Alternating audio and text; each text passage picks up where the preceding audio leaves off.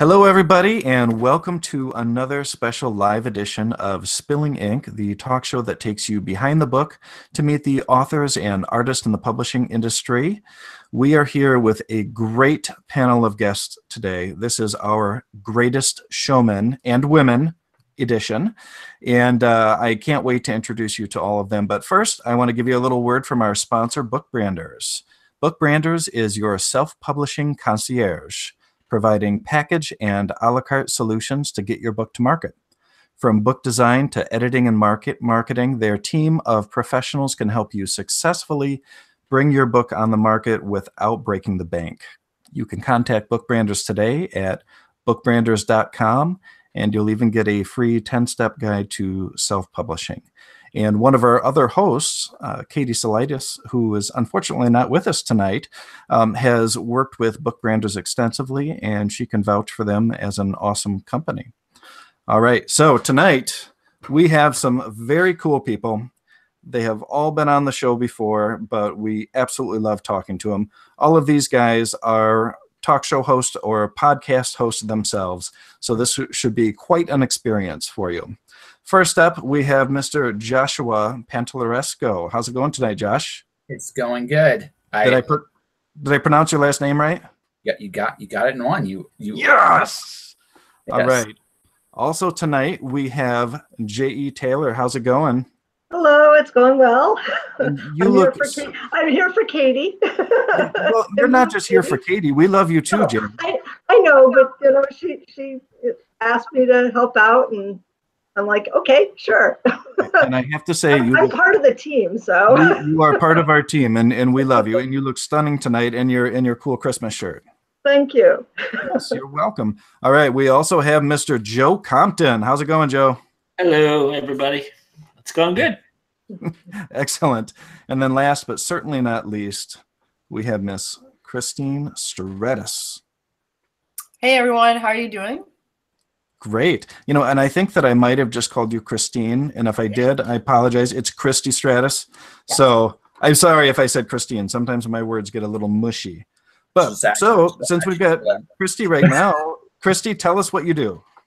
Well, I'm the author of Anatomy of a Darkened Heart and Brotherhood of Secrets, which are both Victorian psychological suspense. And I also have my own editing company, which you can find at proofpositivepro.com. And I'm doing that full time now. So it's an exciting time for me. Yeah, and I have, of course, as you probably almost mentioned before, The Writer's Edge, which you can find on YouTube. So that's just The Writer's Edge Show on YouTube, youtube.com/The Writer's Edge Show. Yes. And it's a really, really cool show. And while we do a lot of kind of bouncing around, and I usually derail our shows 3 or 4 times a night, but Christie's show is structured so much better than what I could do, and it's really, really informative. So that's definitely one that anyone out there watching or listening wants to check out. So Joe, what about you? Tell us a little bit about what you do. Well, I am an author. I wrote the book Amongst the Killing, which is a crime thriller, and the sequel will be out in March, which is We the Moral Majority.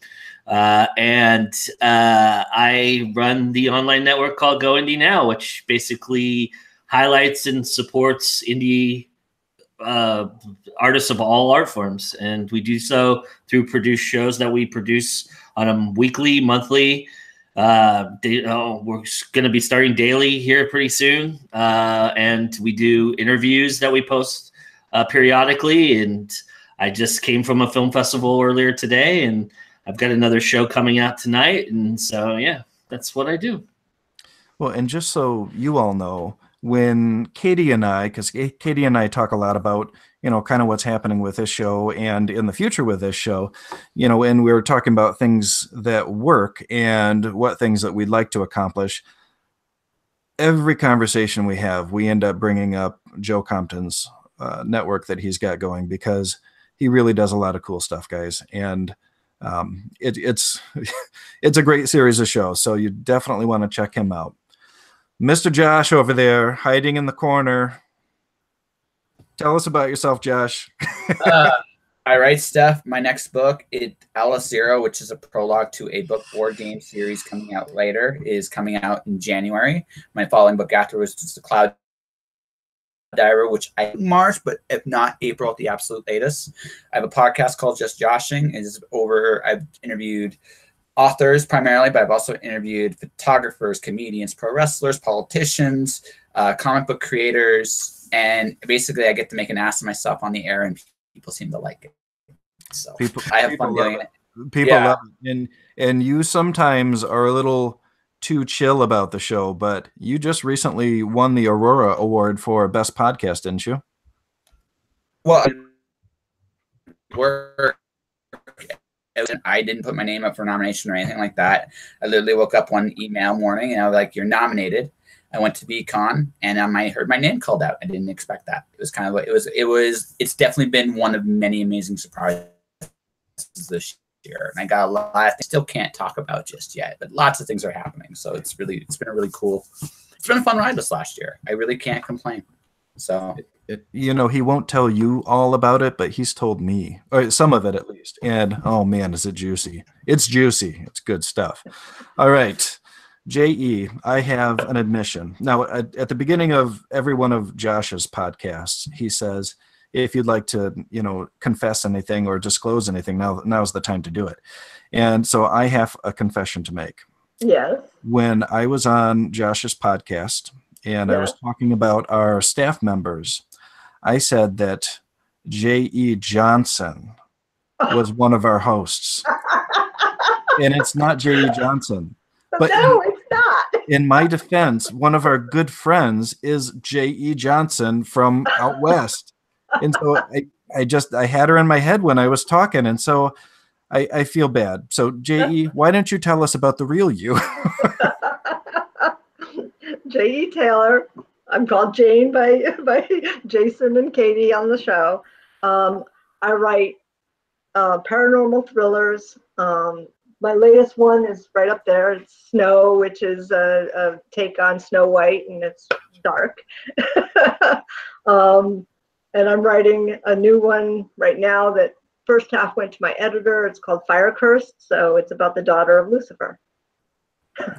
Now, is that going to be a steamy one or no? No, because she's a teenager in it.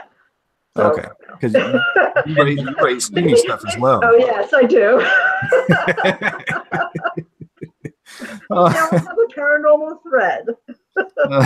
Well, that's cool, and and that seems to me anyway, and that's not the genre that I read, but it does seem like paranormal romance is still fairly popular right now, isn't it? I believe so. I don't know. It's what I like to write, and I'm not one that subscribes necessarily to Rate to Market, although I probably should. I write what I really like, and what drives me, and my readers seem to like it. Are any of you here on this panel tonight? Do any of you get really into the Rate to Market? I see head shakes.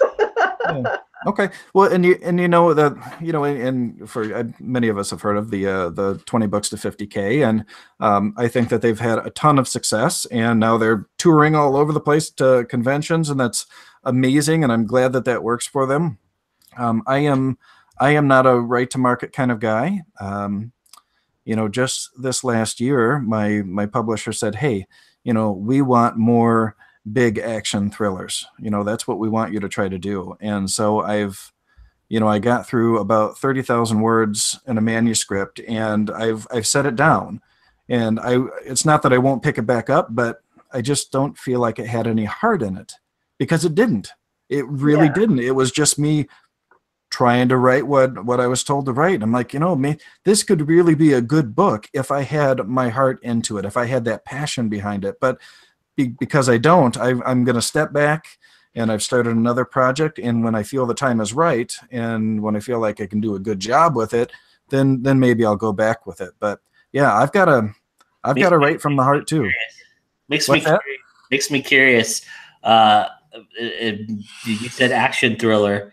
That perked me up, because this year's AFM, American Film Market, they were looking for a lot of action thrillers. So I'm wondering if your publisher has a connection to somebody who's trying to make movies. That, and that's very possible. Kind of what the editor prides himself on is trying to stay on top of current trends. So I've no doubt, and I don't know the inner workings or machinations of the company, but it's probably likely. But what I love to write is horror, and not horror, not like Clive Barker or Tim Chismar horror, not slasher stuff, really gory stuff. But I like to write stories that just have some really dark shit in them. The psychological stuff. Yeah, well, there's still going to be some gore too, yeah. but yes, but yeah, and I think that when people think of horror, they almost think it's lower quality. At least that's the reaction I get when I say horror to people. And I don't feel like that's how it should be taken at all. I think it's an irony, because if you look at someone like Stephen King, he's one of the biggest selling novelists out there even to this day, and he started as a horror writer. I don't know if I wouldn't call what he writes today horror anymore. But he definitely started as a horror writer. And look, I'm looking at a couple other guys I know, like Craig DeLuey and a few other. That's where they cut their teeth, was in that genre and market. I think the word, for whatever the reason, right now the word is a dirty word in publishing. Because even I will go to bookstores sometimes. I remember I was in Yuma, and I was looking for a horror section at the Barnes and Noble, and it was not there. They had incorporated their horror books into their literature section. Wow. Which I thought which is a really interesting. I would have thought they would have gone psychological thriller. Right. Well, what the horror is interesting. Or even general fiction. I mean, that's or I think so. That's where it was. It was general fiction, but it was interesting to me because again, trends. Horror isn't something that people don't necessarily think you can cater to kids. The counterbalance to that is the grim fairy tales, right? And I think that's what about Goosebumps? I like mine. yeah, I know, but I mean but again, the idea of horror is blood, guts, gore, terror, like psychological thriller kind of stuff. The psychology of horror, I think, works in any genre, to be perfectly honest with you. But I don't think, but as a genre right now, it's not seeing any real, it has evolved to the point now it's just in a general fiction thing. That's where the trends are. You have somebody on this panel who writes something very, very dark, who writes in a different genre. And I would venture to put her writing up against anybody's in terms of darkness. Well, tell us a little bit about your darkness, Christie. Well, I mean, what I want to say about the horror genre in general, and thank you, Joe, that was very nice. So what I want to say about the horror genre is I think that horror movies these days outweigh the books by a lot.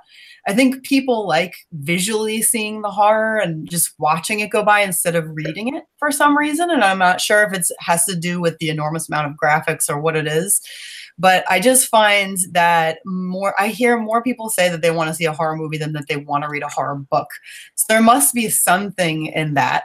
But anyway, yeah, it depends on what you're looking for with horror. There are so many different variations, and sometimes it's hard to tell. Is this just a lot of gore? Is this psychological? Is it just sort of campy, or does it have like a really good plot? Does it have to do with monsters or not? And I don't know. I don't think Amazon really does a great job categorizing that. And it's hard to find that stuff. At least that's what I've found. Well, tell us about your novels, because you consider it dark fiction, or do you say horror? It is dark fiction, definitely dark fiction. I've written one horror short story, but Joe is referring to the dark psychological fiction that I write, which is the Dark Victoriana collection, and that is heavy on the psychology. There are a lot of visuals. I have been told that people could see it as either a movie or a play, anything along those lines. But I write it in a way that's more cinematic in the way that you can picture it. Now, that doesn't mean that I go into like a crazy amount of description or something, but I think that every single word counts, and that's the case in any genre. But when you're trying to really get into the psychology, when you're trying to get into relationships and you're trying to make something dark, the worst thing you can do is have a word choice that's on the lighter side or break that darkness in any way. You're really just not going to get your point across.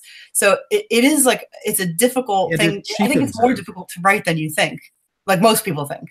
Yeah. What were you going to say, Jason? Well, and I would say it cheapens it as well. I think you did a little live talk about this at one point, because I remember texting you about this. But yeah, when you're talking about young adult or kids books, obviously we don't want graphic violence or sex or drug use in there, because it's not appropriate depending on their age. But when I'm reading a novel made for adults, and I know that someone has tiptoed around the violence that happened, or around some sexual assault or drug use, I'm almost a little offended, because I'm nearly 40 years old. I can handle this, and I want it. I want to know this part of the story. Don't take that away from me. Don't cheapen it, because you're not only making the read not as good, but I feel like it's reflecting on you as an author. You're telling me that, okay, you're not brave enough to really get out there and put that dark foot forward. I don't know. That's just me. But Jane, you also write some dark stuff, don't you? Yes, very, very dark stuff. Well, tell us a little bit about you. I don't shy away from the hard scenes, and it's funny that we're having this conversation, because when Katie and I were talking, when she was struggling with her book, I was at an intersection with mine, and I'm like, I know what it's calling for. I don't know if I can do it. That's what I told her, and then I did it anyway. and she read it, and she was like, "Oh no, she didn't." It can be painful. It's painful sometimes writing that stuff. Oh yeah, and it's like, okay, when you're going through a story, you have the story in mind. Sometimes you have it plotted out. I'm not a plotter, so as I'm writing, it's sort of coming to me. The next scene, etc., and it just goes where it wants to go. So sometimes it goes somewhere that's really dark, and I guess I'm a little bit like George R.R. Martin, not afraid to kill major characters, because if the plot calls for it, you when you shy away from it, as you say, it's sort of like not true to the story. Yeah. I agree completely, and I write really dark stuff too. That's what I write, and that's what I love to write. And mine aren't slasher horror at all. They're more kind of paranormal stories that some really dark and disturbing things happen in it. And there is violence, there is sex, there is plenty of F-bombs throughout. But I don't make a point to overdo the violence, but I always make sure that I write it the way that I'm actually seeing it, so that my readers can experience that as well. So I don't necessarily need entrails sliding down a wall, but if he's gonna stab her in the heart, then I want to hear how that knife went into her chest and killed her. I mean, right. But well, here's a good example. So I'm gonna back away from the mic real quick, but I'm gonna grab something to show you. So this was a gift that my wife got me from an artist here, and it's this cool bouquet thing of black, I don't know, something or other. Having deja vu.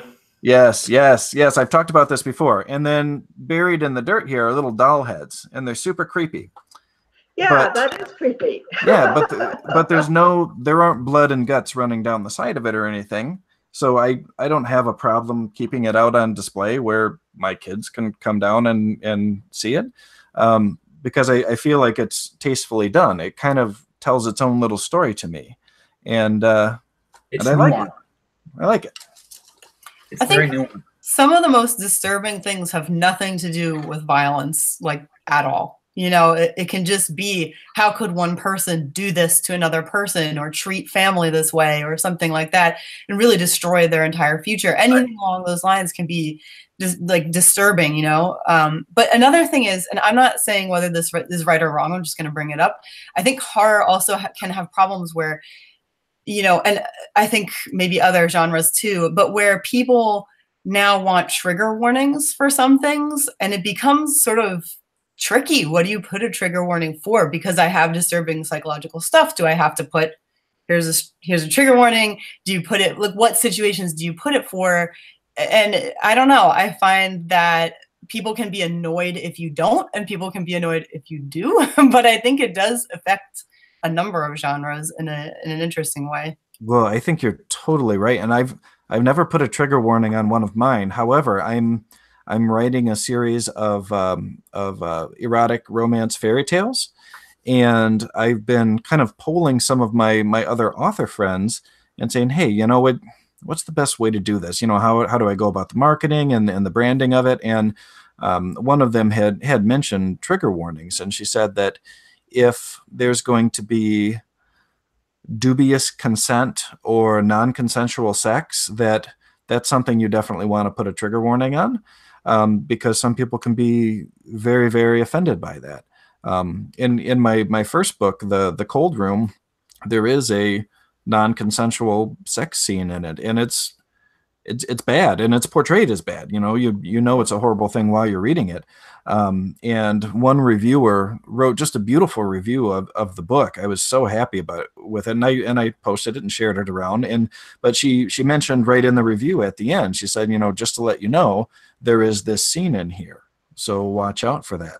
And I thought that was interesting, because that was my first experience with, oh, you know, maybe I should warn people about that. But I don't know. It's not a problem for me as a reader, because I don't want to know about anything that might happen in the book.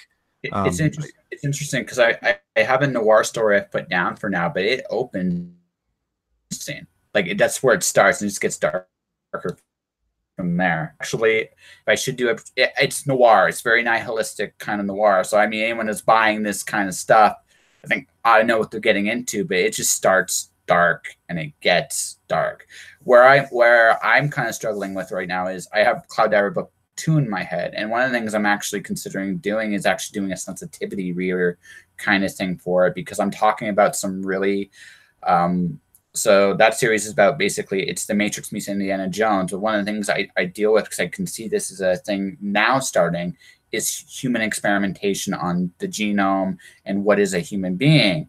But that deals with a lot of stuff that's going on in today's world now. So I've been kind of approaching that. It's like, okay, how do I go about this in a way, right, without right, that can get uncomfortable in spots, but doesn't actually, you know, not necessarily offend, but I don't want to just what's the term, discriminate or make someone feel like I'm lost for words. I don't basically want to ostracize anybody, right? Yeah. Writing about that. And so I'm for the first time in a long time, this is the first time I've ever looked at a story of mine. I'm going, you know, what I may have to do with this to actually get this done exactly as right as I possibly can is interviewing some people for this that kind of fulfill that, and also maybe do a sensitivity read specifically tailored to that particular group of people. Wow. I don't actually cross that line. I'm going to make mistakes, and some of that is just the way I think the story needs to be. But I would rather, again, I don't want to ostracize anybody doing it either. And I think we're coming to an age now, because there are so many gray areas now in fiction in general, and where we're going as a culture today, that I think you have to look at, okay, people are kind of going in their own niches and stuff. So how do I represent that in a way that's intelligent, that doesn't actually, you know, that can show good and bad things to it, but without a way that necessarily demonizes or ostracizes people? Because I think that's and that gets trickier, I think, with horror in particular, because you're dealing with psychological thrillers. So people have a lot more mental health issues today. Like, a lot more things are a lot more public today than they were 20, 30 years ago. So it's a really, I think, nuance, I think, in horror is a really big big thing if you're going to go there, because you can say a lot without actually saying stuff too. So well, and that's a really interesting line of thinking, Josh. And yeah, you might really be onto something there. You know, in specifically with in reference to sexual assault, there are, I think, probably a lot of women that would be willing to talk about their experiences if you just approach them as an author and say, "Hi, I'm writing this book, and this is kind of what's going on in it. You know, is this something that would immediately have you putting down the book, or, you know, would you rather have it accurately represented, or would you rather have it out altogether and kind of get some ideas based on their thoughts?" Because they've gone through things that I could never imagine. I don't know what kind of emotions they're going through. In that particular thing, I've already made a decision on that. I would nuance it. I wouldn't actually say it in the page. I would imply it, but I wouldn't say it. That's a personal choice. I think because I know that I have had friends who've been assaulted. I've nearly been assaulted, so I kind of have a bit of an idea what that feels like. So a little bit, not to the degree probably some other people here have, but I mean, I have a bit of an idea what that actually kind of feels like in my head. I don't know if I'd want to put that, like to put some of those feelings out there in a way that, again, I don't want to ostracize anybody, and that's kind of I think is the real trick there. So, yeah. Well, Joe, can you tell us a little bit about your book that you have out already? Sure. It's a crime thriller. It's psychological as well.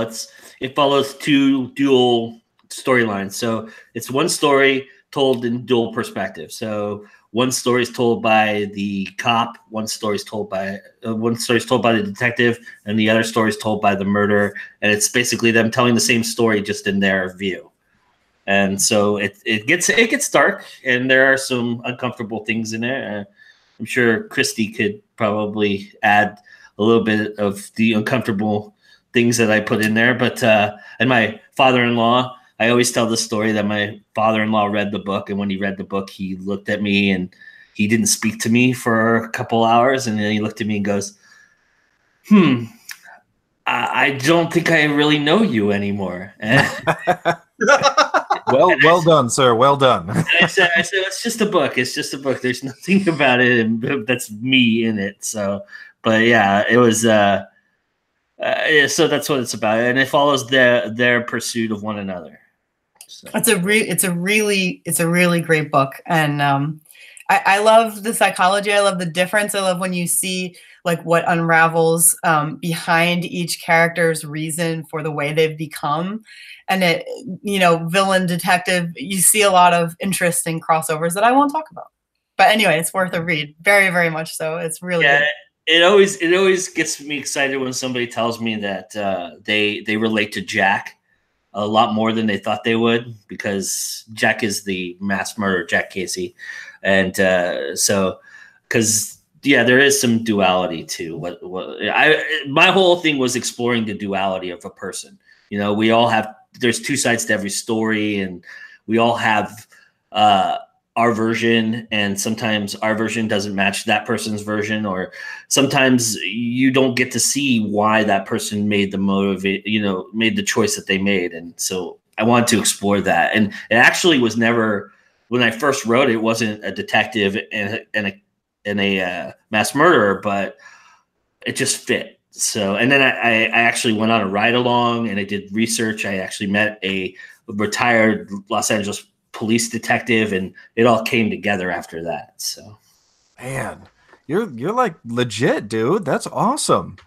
Of course, when you say doing a ride along, I'm picturing somebody from Brooklyn Nine-Nine carting you around, which would be hilarious. That would have been fun. Mine was completely boring, actually. Not a darn thing happened on the. Well, I could say damn on YouTube. Not a damn thing happened on my ride along. I literally sat in a car. I learned more sitting in the holding area and the bullpen, just I was there for like 2.5 hours waiting for the ride along to start. And I was watching and observing, and I learned more in that 2.5 hours than I did in the hour and a half that I had the ride along. And then, of course, meeting the detective, that changed everything for me, because that made everything authentic. So, yeah, what a cool experience, man. Now, Joe, you produce a variety of shows. Can you tell us a little bit about the shows that you make? Sure. So I do. I started with my flagship show, which is Time to Go Indie Now, which is basically kind of like I kind of modeled it after like Real Sports or 60 Minutes. It's kind of reviews, and I had interviews in there when I started, but I've taken those out now, and it's just basically reviews and advice, and then I feature a filmmaker in each episode, and we sample their work. And then we have a very popular segment called New Releases, which is where authors read from their new releases. Jason's done it. Christie's done it. They read a section from their new release, and I put a little bit of panache to it, put some videos behind it, some cutaways and some music and such, and that's a real popular segment, and that's part of that show. So that happens. That's the end of every month. I publish that show, and then I have 2 shows. One I just started, which was the first episode dropped last month, which was called Origins, which is examining the artist and who they are and where they became the artist, and what their art did to create the artist as well, and to change the artist and to mold the artist. So we examine them and then their art. And I did the first show with A.L. Mengel, who is very, very fascinating, and it was a very cool show. He was great to talk to, and so that's a show I do. That happens on the second Saturday of every month. And then the show that I'm posting tonight, which happens on the first Saturday of every month, is called Fandom Forum. And it's basically gathering a bunch of artists together, or people together. Doesn't even have to be artists, just fans of a certain piece of work, a certain art. We've done movies, we've done books. I'm looking to do music, but music's a little bit more, that's a little harder to do, just simply because everybody has certain tastes, and a lot of people will say that they like all kinds of music. So it's a little harder to pinpoint on that one. But for art and for books and movies, it's a little easier to get people to gather, and we gather and we talk about that piece of art. And that's basically that show. And then I do a weekly show on Facebook called This Week in Indies, which is what I equate to as like Meet the Press for indie artists. We get together. 4 of you have been on my show, and we do a roundtable discussion about issues that have happened during that week, and then CL Cannon adds a great segment called Indie Connection, which takes a comparable piece of art and gives you indie books that go along with that art. For example, like she did a Star Wars episode where she had books that would, if you really like Star Wars, you would like these books. So that's basically her segment, and that's part of the show as well. So those are the shows that I do currently. Like I said, I do post interviews periodically. I've started to just post the interviews just separately, so that the artists can share that and put that out there. So, but that's what I'm doing currently. So. Well, and you do a very good job at it. And thank you. You're a guy that does a lot of research, and you talk to a lot of people. For anyone out there watching, or who may be watching in the future, who is in the writing business, because I know you do filmmaking stuff as well, what are some podcasts or shows that you watch or listen to that you find helpful in your writing career? Well, the 3 that are here for sure. Well, aside from the 3 best ones. Well, there's a great one called Beautiful Book Geeks for readers. So if there's some reading fans that you guys have on your show, Beautiful Book Geeks is Heidi Angel, Rebecca Jonesy, and Amanda Hester. And they get together and they discuss books. They do that once a month. They do it at a weird time. It's like a Tuesday morning, which, but it's always up there, so you can always get it later. That's a great show. I really like being a part of, listening to that show. Honestly, there's not a lot of like book related shows that I really listen to anymore, other than the ones that are here. One I've been listening to is the Creative Pen with 2 N's. With Joanna Penn. Yeah. That's a good show. I think she tends to talk about the same thing often. So I kind of go in and out of there. I mean, Michael Laurent has a great show, but it's more about building from the beginning stages, which none of us are beginners. So for beginners, for people getting into it, Michael Laurent has it's called Author Level Up, and it's a show about the steps in which you take to get to the next step. Okay. Which is a great show. Well, and I've been listening to a lot of podcasts while I'm at work, because I work at the vet clinic, and I started listening to the Creative Pen about a month or so ago. And what I love is, at least on iTunes, on my phone, I can look at the available episodes, see what they're about, and listen to it if I'm really interested. And yesterday, I listened to one that made me cry. It was, I have the name right here. It was Writing with Depression with Michael Brent Collings. And it was an incredible show. I mean, it was just to someone that doesn't struggle with mental illness, it might seem like a little bit of a downer, but it was not only very interesting and informative, but it was almost inspirational as well, because this is a man that makes a very good living as an author, as an international bestseller, and struggles with major depression, and how it's affected his life, and how he's learned to cope with it and still be able to work and still be able to be a prolific author, and how his family has to cope with it and help him through the struggle without going under themselves.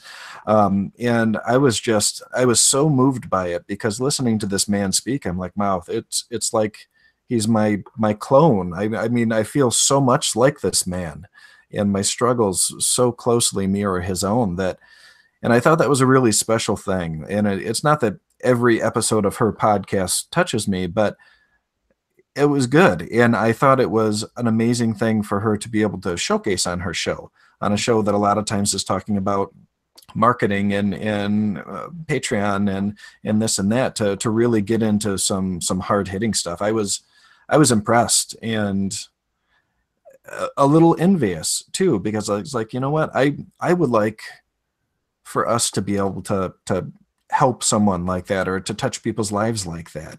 That it's kind of a dream, not just through the show, but when I write something, I would love it if someone sent me an email and said, hey, your book really changed something in my life. That'll happen.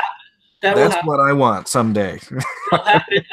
I think the thing about it is, like, you can only do the show that you really want to do, right? And so if you press it, or you try to make it something that you want it to go a certain way or this way, it never turns out that way, especially live. For doing a live show, it never goes that way. So yeah, you just have to, people get things out of things that you don't expect them to get at things out of, right? So for me, the show that turned me on to Josh's podcast was Adam Drees's second interview. That was an amazing interview, and Josh and him just had like this earnest, beautiful conversation. And I said, okay, this is the kind of show that I like. I like these shows, because I was a big Nerdist guy, and I think Hardwick did a good job of just sitting down with the guy and making him have a conversation. And that's why I really love your show, is because it's just a conversation. And those are the kind of shows that I gravitated towards. So when I heard that episode of Josh's thing, I instantly subscribed, and I said, okay, this is the show. This is a show I want to have, and I think the Writer's Edge did that for me as well. But I totally see where you're coming from. But you just have to do what comes natural to you and not worry about all that, and then all of that will happen. Yeah, that's how I feel. So I've done over 200 episodes. I've had some very intimate personal conversations that have gone off the air. I continued for a good half hour once I was finished that conversation, because we just kept going. More recently, a conversation with Jane Bernard, that was very real. That we talked about her struggles and her like just getting out of bed and how much energy that took. I have a conversation coming up with I have a lot of them. Jeanette Dover. We get into her issues and her struggles, and just I'm very fortunate. I don't take this lightly. I've come to the point with my show that people trust me. Very, very humbling thing, because I recognize the fact that I don't just talk about writing on my show. I talk about real stuff with people that's real to them, what matters to them. And I'm a platform for people to do that. And I don't take that lightly. I goof off. I mean, look, I have a eulogy to Fred the Fly coming up for the Christmas episode. And it's one of the, I had a blast interviewing. It's a band called Junkies Rush. I had a blast interviewing them. And it was your board game one too. Your board game one is very, very jovial. Yeah, no, exactly. And you know what? It goes both ways. It goes both ways. My board game one is just people goofing off, having a good time, and that you got that freedom too. I have had conversations about glitter on my podcast just because I could have conversations about glitter on my podcast, right? It's where the conversation with Spider Robinson, that's going to air on January. We talk about his White House visit. It's hilarious. It is one of the funniest things. But in that same conversation, we talk about him. You talk about him and his wife who's passed on. We talk about some genuinely real stuff. And I'm very, very, very humbled. And to go back to your point, I don't take this lightly. Someone I've known for a long time actually called me a hero yesterday. That was like, well, I'm blushing like a little schoolgirl now for the foreseeable future, because that, again, it's better when you don't set out to do that, because that's when it actually happens. Yeah, the first time I was on this show was with Amanda Hester and me, and the topic went into depression. You guys had a very earnest conversation, Jason. Yeah. I like Amanda a lot, and I think that conversation was not only good for me, but good for her. And we've kept in touch since then, because the whole idea behind that conversation ended up being that you need a support network, and you need to be able to reach out to your friends and have them trust you enough to reach out, vice versa. And that's an important thing for anyone to know that's living with depression or any kind of mental illness, is that you are not going to burden your friends by reaching out to them. You're not. Just do it. I mean, it's okay. Over this summer, it was a very bad summer, and I ended up reaching out to a lady that I only knew very, very superficially on Facebook. But because I had seen her post a couple of times about depression and things that she had went through, and I just sent her a message and basically told her, hey, I'm pretty fucked up. It's going as wrong as it can go right now. And long story short, she helped me get through it. Her and another friend and my wife, really pulled me through it. But don't underestimate the power of friendships, and don't ever be afraid to reach out to people. If you are struggling, just reach out. Yeah. Well, man, that kind of took a weird turn there. Jeez, man. No. Actually, I'm going to add to the small thing. This is like, we're talking about like what kind of shows people want to see, and this was the theme of this. Okay, so I always think that the best shows are the organic, genuine shows. That's why I don't mind when you derail things, because it's you. It's legitimately you.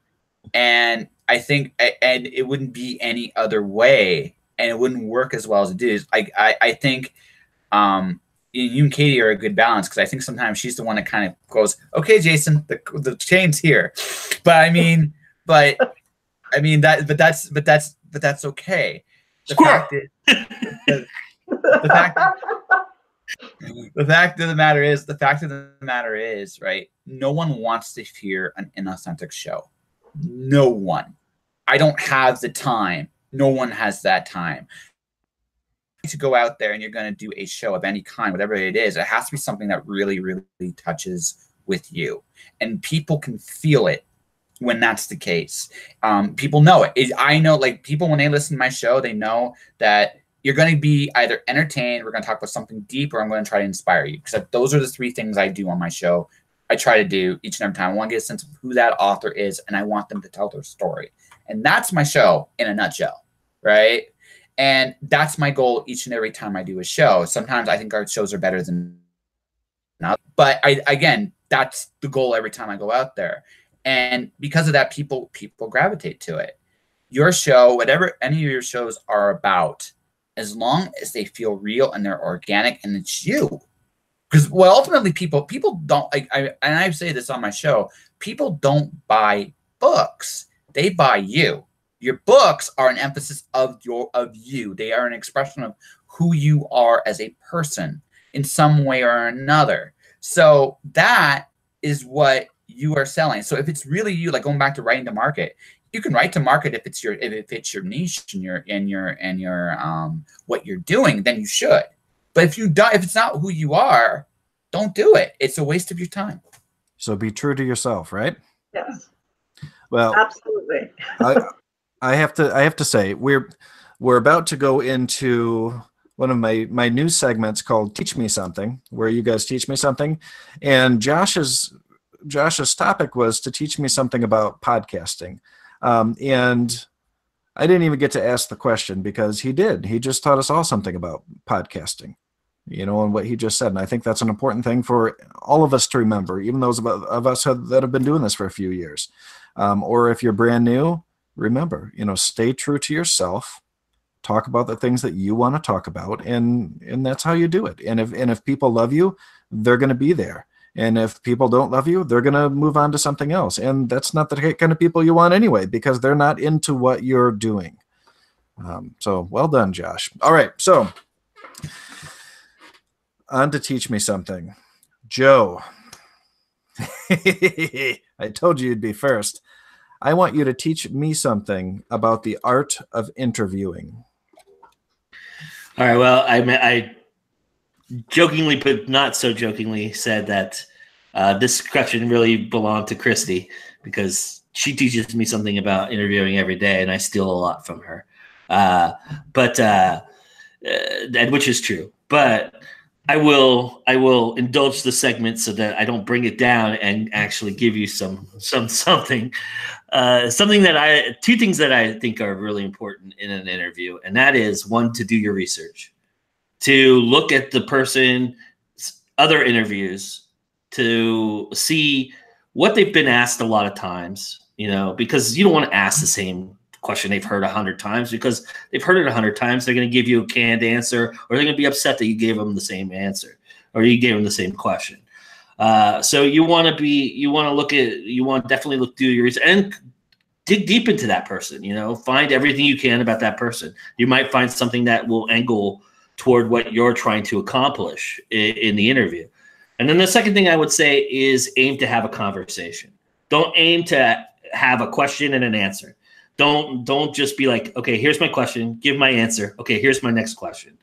Be more authentic, be friendly and have a casual, more conversational approach. And if you do that, I think both ways you'll be successful. Well, and I really appreciate that advice. And that's advice that you've given me when I reached out to you saying, hey, I'm going to start going to conventions and talking to people. What the hell am I going to talk to them about? What questions do I ask? And that's what you told me. You said, have a conversation. You can have some topics. You can have some notes, and definitely do your research, but try to make it about having a conversation. And the guy you did in the hotel, I'm sorry, I don't remember her name. But that was a really, really great interview because you guys Angelique Rocher. Yeah, the two of you sat down, and it was like you'd been talking for an hour and a half before that. I don't know if that was the case, but it felt like that. It felt organic, and when you went right into it, it just worked. And I think that made me interested right off the bat. Wonderful. Well, I appreciate that. I really do. And Josh, I haven't forgotten what you said about wanting to chat with her. And I know she's been going around the country doing different shows. So, but I'll shoot her an email and see if I can connect you two, because you would absolutely love her. I mean, once you start digging into her background, holy crap. I mean, the woman's she's done everything. Lots and lots of material. So, all right, well, we're moving on to Miss Christie. And Miss Christie, I would like you to teach me something about writing dark fiction. Well, you write dark fiction, so it's a little hard, but no, so you're gonna have to step it up here. All right, okay, well, here I go. I think that one of the most, I mentioned word choice before, and that's more of a superficial thing. That's more of it. I would say it's an easier thing, even though it's not easy. But I think that one of the best things you can do with dark fiction is to really work at pitting the reader against themselves. So they see moral ambiguity, they see gray areas, and they see characters that they love to hate. They just can't help but love them, but they're doing horrible things, you know? And for a reader to say, like, I really shouldn't like this person, but I actually do, and like, are they doing the wrong thing really, even though it's technically horrible? I can't help myself, you know, that kind of a thing. I think that's one of the best things you can do in dark fiction. It really makes them think, and it really makes them think far outside themselves and what they're used to, and in a lot of fiction. And I think that's something that's becoming more and more popular when it's done right. I'm seeing it from, for example, like The Wife Between Us, those authors, and it's something that that I work to do. And so, like, in my last book, Brotherhood of Secrets, I had a character who's, and it's not a shock, he is committing murder, but you can't really blame him, actually, when you read his reasons. And not just his reasons, the way he's being manipulated to do it. It's not totally his fault. So, and you tend to like him. Like, he's usually people's favorite characters. So, like, when you make that, when you sort of, the best way to phrase it is pit the reader against themselves. Like, I like them, but I don't want to, but I shouldn't, but I should, you know, like, it's really tough, but I think it's a really positive thing to do. Wow. Christie just explained the entire Republican Party to me. All of a sudden it just clicked. There's no question about whether I love them or hate them, but anyhow, we won't get into that. No, Christie, that was a phenomenal answer, and I'm going to bring her up again because, as everyone knows who has ever heard me speak about anything, Victoria Schwab is my current favorite author. She's my author crush.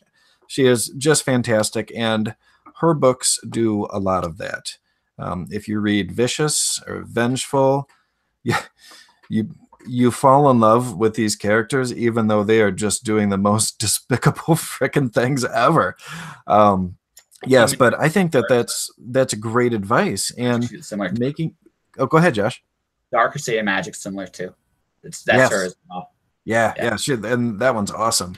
But yeah, you know, making, and I think especially making bad guys that you're forcing readers to subconsciously love. I think that's a special talent, and I think that it earns us a special place in hell as well.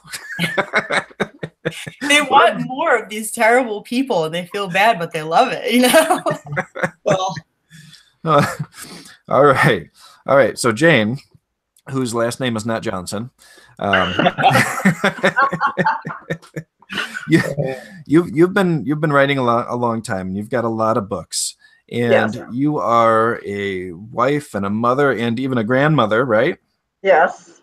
So I want you to teach me, because I really could use this knowledge, a little bit about how you structure your life as an author to work as a member of a family too. I mean, how do you make this all work without everybody saying, get out of the basement, stop writing and interact with us? I write in the chair in the family room, in the middle of everything. And I always have. I guess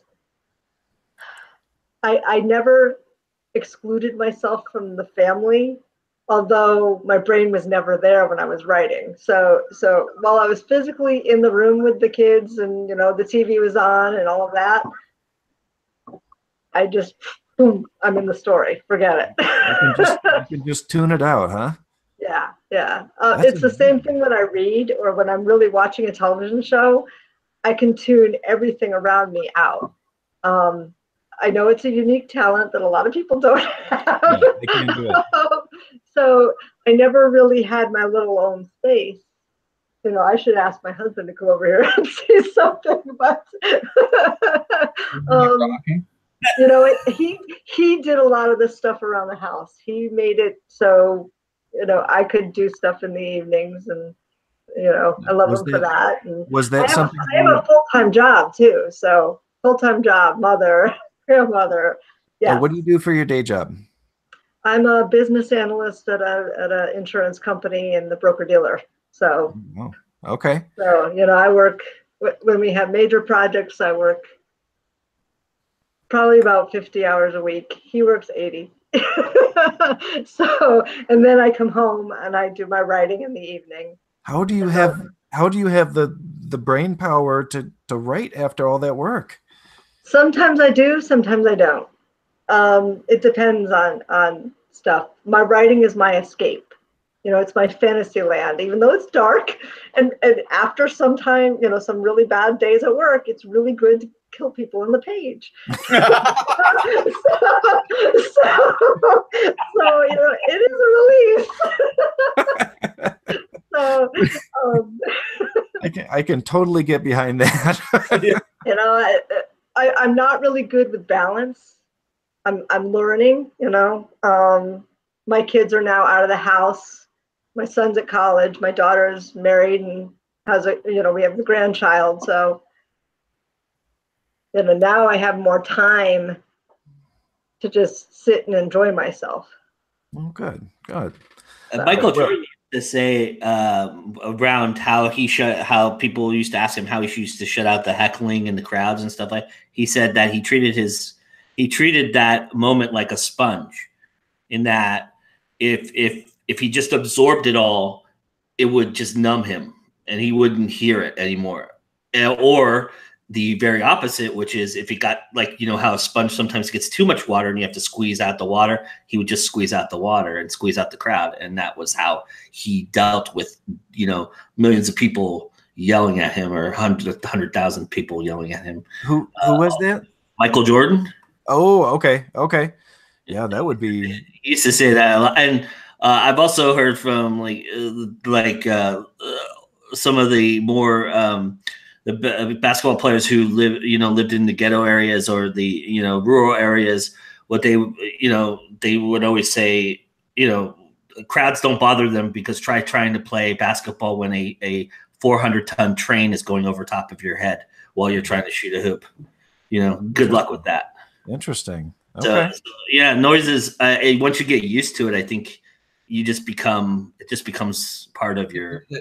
There just comes a point where you can tune out distraction, right? I mean, because you just recognize it for what it is. It's just there. You can't control it, so why worry about it? It's there. You're there. Let's do it. Right? I don't know if you've had these moments, Josh, but I'm starting to get to the point where, when I'm interviewing somebody, and I interview people a lot in crowded rooms or rooms where people are always talking, and because I do it in the lobbies of these film festivals or whatever, and I just never hear any of them. I'm just focused on the interview. The only time I get annoyed is when I'm interviewing somebody. I'm always afraid that when I'm hearing this obnoxious, it's usually the mom or dad, not the kids, the mom or dad. They're being really obnoxious, right across. I always worry that is that going to translate into the conversation. And that's as much as it registers to me. And then after a while, I was just like, okay, you know what? This is important. I'm chatting with so-and-so who's awesome. Let's just get back to that, right? And that's it. It's the only time I get taken out. It's like, Wow, you're loud. Okay, back to work. Right. And I can't do it. I can't hardly do it at all. Like, I'm one of those people that if I've got a phone up to my ear and you're standing in front of me trying to speak, it's all completely unintelligible. I can't understand any of it. It's that's because you're trying to do both at once. What you have to do is you have to choose, right? You choose one, and that's the one you focus on. The other one doesn't matter. Well, and that's what I do at conventions. I just kind of tunnel vision. I tunnel vision out. But and actually, speaking of which, when I was in Grand Rapids covering the Comic-Con a couple weekends ago, and I went to school I went to college in Grand Rapids, and I'm in the middle of this interview with Mindy Arnett, and all of a sudden this gigantic guy comes up and hugs me, and I'm like. It was a guy I knew from school, and I just kind of broke my chair here a second there too. Whoa! Now we're going way back. But yeah, we're running. Oh, look at that! Now I'm short. Jeez, go. You became me for a minute. I can't do anything now. But yeah, we are kind of running long on time here. But I did want to make a little kind of special announcement of my own. I am building a sound booth down here in the basement. I'm taking over the kids' art room since they just trash it all the time anyway. So I'm building a recording booth down here because I'm going to start doing a little bit of voiceover work. And I've got a nice professional condenser mic coming in just a couple days here, hopefully, fingers crossed. And I'm going to be starting up a little offshoot podcast of my own, and it's just going to be called Story Time. And what I'm going to be doing, and Josh, you and I have talked a little bit about this, and I think down the road I might try to do some kind of serial novel on it. But what I'd like to do is narrate a short story. The first one I'm going to do is my own, and then talk about creating the story, talk about just the art of creation itself. And I'd like to have other authors on that I can narrate a short piece of their fiction, and that'll play first, and then we'll kind of chat a little bit about storytelling ideas. And I'd love to have Josh, you were the first person to know about this, but I'd love to have any of you guys on to do that. I think it'd be a lot of fun. So yeah, so that's my big news. But yeah, we are kind of long on time. Do you guys have anything else you want to add before we close up for tonight?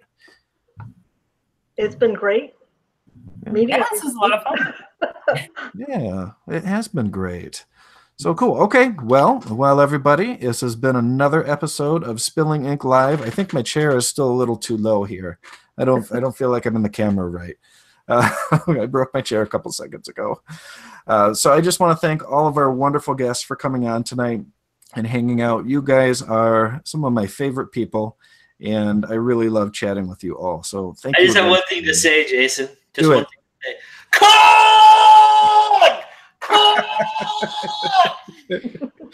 What Joe is trying to say is that the new Star Trek movies are far better than the old one. That's the bottom line that he's trying to say.